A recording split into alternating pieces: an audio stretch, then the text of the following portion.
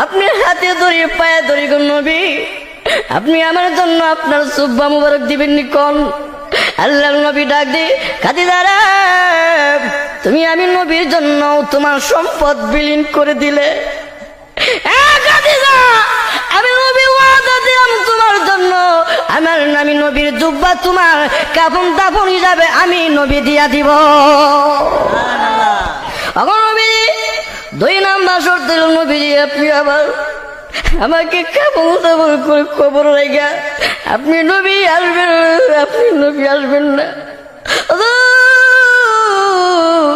খবরে সওয়াল জবাবের উত্তর না দেওয়া পর্যন্ত ওগো নবীজি আপনি আমার খবর থেকে আসবেন না, আমার বই লাগে, আমি কেমনে থাকবো?